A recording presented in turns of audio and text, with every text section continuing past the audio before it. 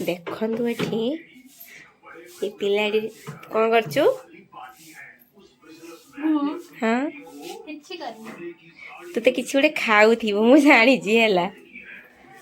ସତ କଥା ମାନ କ'ଣ କରୁଥିଲୁ? ତୁ ଏତେ ସତ କହୁଛୁ ନା ମାଧୁ?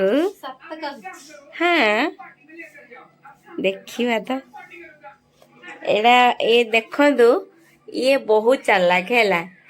ମାନେ ଫ୍ରିଜ ଚାବି ୟା ହାତରେ ଇଏ ଯାହା କରିପାରିବ। ଯେତେବେଳେ କେହି ନଥିବେ ଚାବି ଖୋଲିବ ଆଉ ସବୁବେଳେ ତା ପାଟି ଚାଲିଥିବ। ୟା ଭିତରେ ଯାହା ବି ଥିବ ସେ ଖାଇବ। ସେ କଞ୍ଚା ଭେଣ୍ଡି କି ପୋଟଳ ଥିବ ତାକୁ ବି ଖାଇଯିବ ଇଏ। ମିଛ କଥା କହୁଛି? ହଁ ଓହୋ ମିଛ କାମ ଲାଗିଗଲା ଆଉ ନାଇଁ।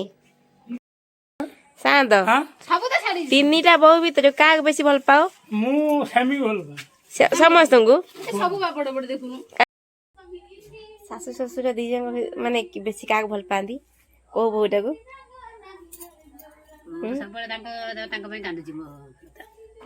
ତାଙ୍କ ପାଇଁ ହୃଦୟ ତୋର ସବୁବେଳେ କାନ୍ଦେ।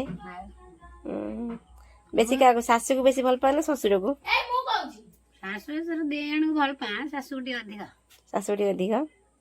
କିନ୍ତୁ ଯାହା ହଉ ଯେତେବେଳେ ମାନେ ଯାହା ହେଇଥାଉ ଟିକେ ନେଇ ଶାଶୁ ଶ୍ୱଶୁର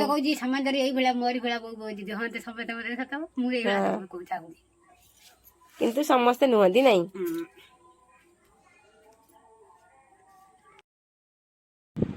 ଏ ଦେଖନ୍ତୁ ଏ ମୋ ଛୁଆ ବାପାଙ୍କ ତାଙ୍କ ପୁଅ ଆଉ ଇଏ ବହୁତ ଭଲ ପାଠ ହଉଛି ତ ସିଏ ଆମକୁ ଆଜି ଗୋଟେ ଭଲ ପଦ୍ୟ ଆଜି ଶୁଣେଇବ। ପୁଅ ଗୋଟେ ପଦ୍ୟ କହିଲୁ। ଭଲ କାଠଲିଆ କାହାଣୀ ସୁନ କାନ ଡେଲି ଥରେ ଏ ଗଛ କାହାଣୀ। ତାପରେ ଆଉ ଏଇ ଏତିକି? କି କଥା ଗୁଡାକ ମୁଁ ସମସ୍ତଙ୍କୁ କହିଦେଲି ତୁ ଭଲ ପାଠ ପଢୁଛୁ ବୋଲି ତୁ ଏଇ ଦି ପଦ ଗାଇଦେଇ ସଇଲା।